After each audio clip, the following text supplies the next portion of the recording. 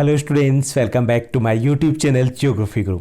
आज हम class 9th history के मैप वर्क से रिलेटेड क्वेश्चंस है वो डिस्कस करने वाले हैं। इस सीरीज में आज हमारा फर्स्ट चैप्टर रहेगा द फ्रेंच रेवोल्यूशन, उससे रिलेटेड हम क्वेश्चंस डिस्कस करेंगे।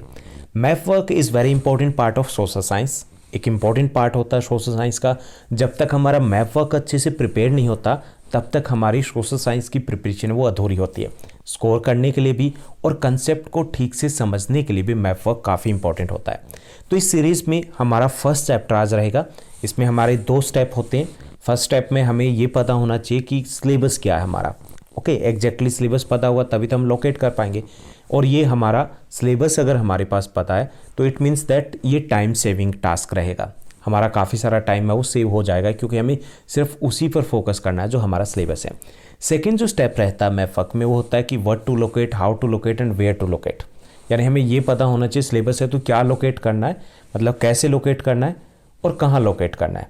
तो हम चलिए चेकआउट करते हैं कि हमारे हिस्ट्री के first chapter the French revolution related कौन से टॉपिक्स है, आइटम्स है जो हमारे मैप वर्क का पार्ट है और उसे कैसे लोकेट करना है।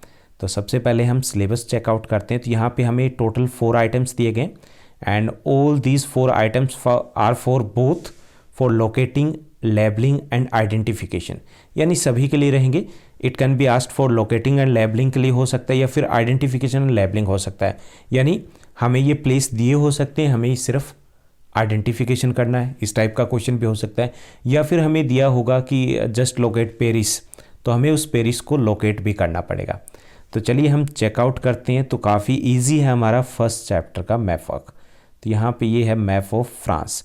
इट मीन्स अगर आपको इस चैप्टर से रिलेटेड मैप वर्क का क्वेश्चन आता है तो आपको एग्जाम में सेपरेटली मैप ऑफ फ्रांस है वो प्रोवाइड करवाया जाएगा। सबसे पहले हम पेरिस देखते हैं। Paris eight the time of the French revolution it was the capital of France, जो नॉर्थ फ्रांस है उसके लगभग सेंटर में, यानी कि जैसे हमारे इस कंट्री के सेंटर में दिल्ली है, लगभग उसी टाइप की लोकेशन है वो पेरिस की है। तो Paris eight the time of the French revolution it was the capital of France, France की राजधानी था ये शहर और अब भी है। उसके बाद सेकंड वन इज़ द नैंट्स। नैंट्स क्या है? It is a port city है, बंदरगाह है, ये पतंज शहर है ये। And eight the time of the French revolution it was involve, ये इन्वॉल्व था, जो दास का व्यापार होता था, जो स्लेव ट्रेड था उसमें इन्वॉल्व था, एक इंपॉर्टेंट पोर्ट थी।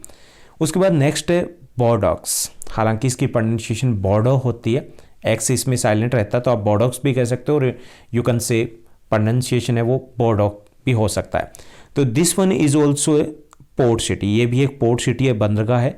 And it was also involve in the slave trade में, ये इन्वॉल्व था at the time of the French revolution. उसके बाद फोर्थ जो हमारा पॉइंट दिया गया, this one is the Marseilles. Marseilles is the place where the first time जो फ्रांस का नेशनल एंथम है वो यहीं पर गाया गया था। यानी कि फ्रेंच रेवोल्यूशन में एक इंपॉर्टेंट रोल इस मार्शलीज सिटी का भी था। So that's all in this chapter. ये हमारे 4 इजी पॉइंट रहेंगे। आई होप सब कुछ क्लियर हो गया होगा। अगर आपको ये वीडियो अच्छी लगी तो इस वीडियो को लाइक और शेयर करना मत भूलिएगा। और मुझे आप इंस्टाग्राम पर भी फॉलो कर सकते हो। अगर आपकी कोई डाउट है, क्वेश्चंस है, तो उनका 100% वहाँ पर रिप्लाई मिलेगा। Thank you, bye bye, have a nice day.